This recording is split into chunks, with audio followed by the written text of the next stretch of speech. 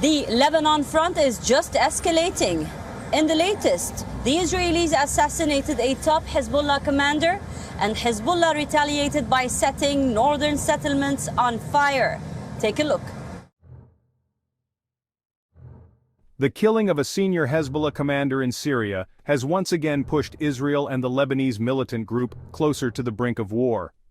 The incident, attributed to an Israeli airstrike, has ignited fears of a wider conflict in the volatile region.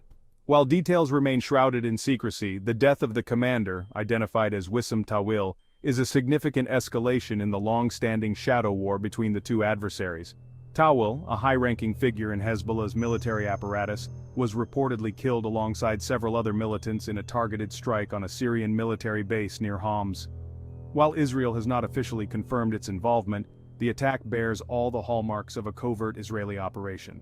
Hezbollah, for its part, has vowed to avenge Tawil's death, raising the specter of retaliatory attacks against Israeli targets.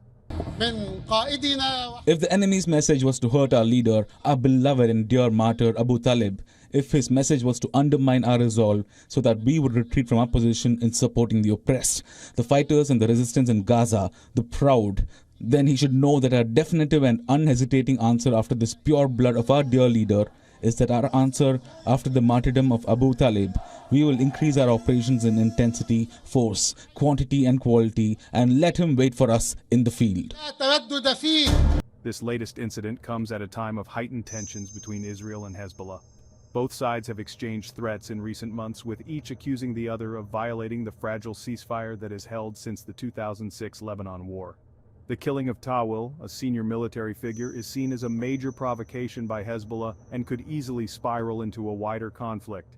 The international community has expressed deep concern over the incident, urging both sides to exercise restraint and avoid further escalation.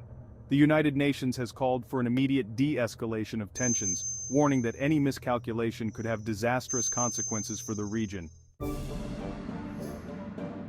Whether through diplomatic efforts or otherwise, Israel will restore security on our northern border.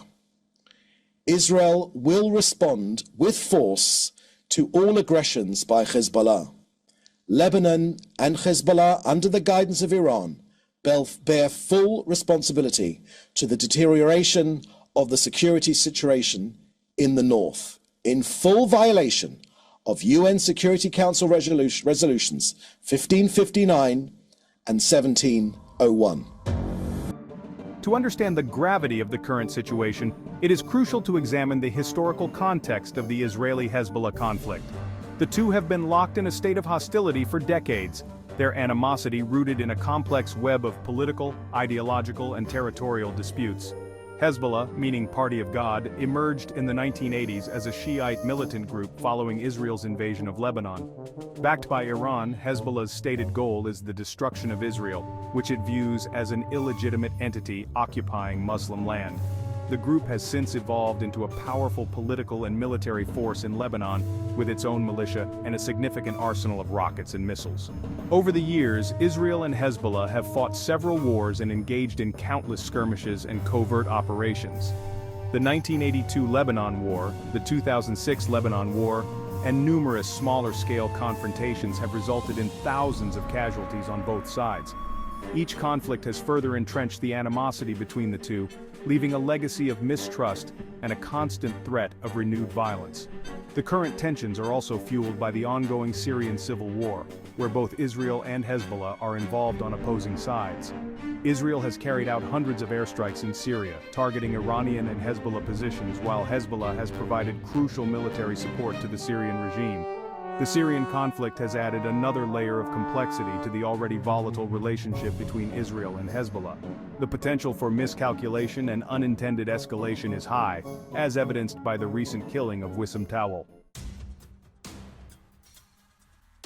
In the aftermath of the airstrike, both Israel and Hezbollah have engaged in a war of words, each side carefully calibrating its rhetoric to project strength and deter further aggression. Their statements, while ostensibly aimed at their respective domestic audiences, also carry significant strategic implications. Israel, as is its policy, has maintained a veil of ambiguity over its role in the airstrike. While not officially confirming its involvement, Israeli officials have made it clear that they will not tolerate any attempts by Hezbollah to establish a military presence on its northern border. Prime Minister Benjamin Netanyahu, known for his hardline stance against Iran and its proxies, has vowed to do whatever it takes to protect Israel's security. Hezbollah, on the other hand, has been more explicit in its threats. The group's leader, Hassan Nasrallah, has vowed to avenge Tawil's death, declaring that Israel will pay the price for its aggression. Hezbollah's statements are not merely empty threats, as the group has demonstrated its ability to strike Israeli targets in the past. The rhetoric employed by both sides is not merely about saber-rattling, it is a form of strategic signaling. Israel, by maintaining ambiguity over its actions, seeks to deter Hezbollah without provoking a full-blown conflict. Hezbollah, by vowing revenge, aims to demonstrate its resolve and deter future Israeli attacks. This delicate dance of words and actions highlights the precarious balance of power between the two adversaries. Both sides understand the potential for catastrophic escalation, yet neither is willing to back down. Section 4. The balance of terror, deterrence or escalation. The current situation underscores the precarious balance of terror that has defined the Israeli-Hezbollah relationship for years. Both sides possess significant military capabilities and both are acutely aware of the devastating consequences of a full-blown war. This mutual understanding of destructive potential has served as a deterrent against major conflict for over a decade. However, this deterrent effect is not foolproof. Miscalculations, misperceptions, and the unpredictable nature of the regional security environment could easily shatter the fragile peace. The killing of Wissam Tawil, whether intentional or accidental, demonstrates the ever-present risk of escalation.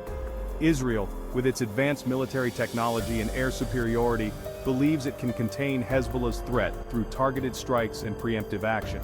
However, Hezbollah's vast arsenal of rockets and missiles, its sophisticated guerrilla warfare tactics, and its ability to operate in densely populated areas pose a significant challenge to Israel's defense strategy. Hezbollah, for its part, knows that it cannot defeat Israel militarily. However, it can inflict significant damage and casualties, potentially dragging both sides into a protracted and costly conflict.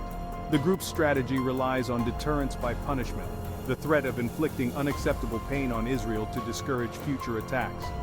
The question now is whether the current balance of terror will hold, or whether the killing of Tawil will prove to be the spark that ignites a wider conflagration. Section 5. The regional chessboard, wider implications. The recent escalation between Israel and Hezbollah cannot be viewed in isolation. It unfolds against a backdrop of regional turmoil, where multiple conflicts and rivalries intersect and amplify each other. The Syrian civil war, the rivalry between Iran and Saudi Arabia, and the ongoing Israeli-Palestinian conflict all contribute to the volatile mix. Iran, Hezbollah's primary backer, has vowed to respond to the killing of Tawil.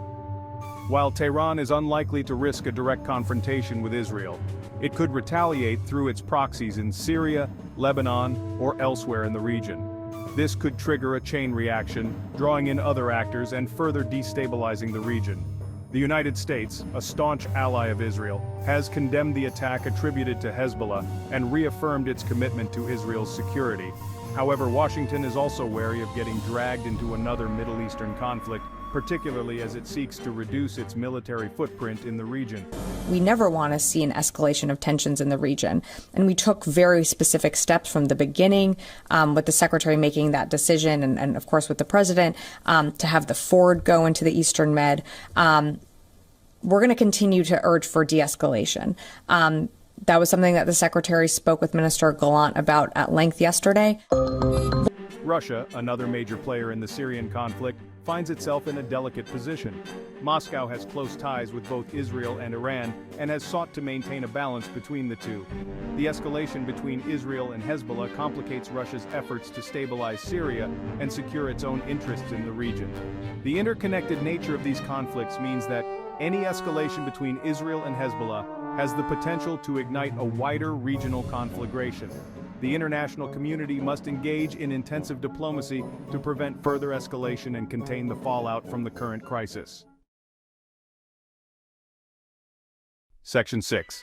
A fragile peace. Uncertain future. As tensions simmer, the future of the Israeli-Hezbollah conflict hangs in the balance. The killing of Wissam Tawil has undoubtedly increased the risk of a wider confrontation, but it remains to be seen whether this incident will prove to be a turning point or another chapter in the long and bloody history of animosity between the two sides. The coming days and weeks will be crucial. Both sides will be closely watching each other's moves, looking for signs of weakness or an opportunity to strike. The potential for miscalculation and unintended escalation remains high, as does the risk of misperceptions and misjudgments. The international community faces a daunting task in trying to defuse the current crisis and prevent a wider war. Diplomacy, backed by a credible threat of consequences for any further aggression, is essential to bring both sides back from the brink. Ultimately, the only path to a lasting peace lies in addressing the root causes of the conflict. This includes finding a resolution to the Israeli-Palestinian conflict, ending the Syrian civil war, and engaging in a meaningful dialogue between Israel and Hezbollah, however unlikely that prospect may seem at present. The alternative, another devastating conflict in the Middle East, is simply too horrific to contemplate. The stakes are high, and the world watches with bated breath, hoping that cooler heads will prevail.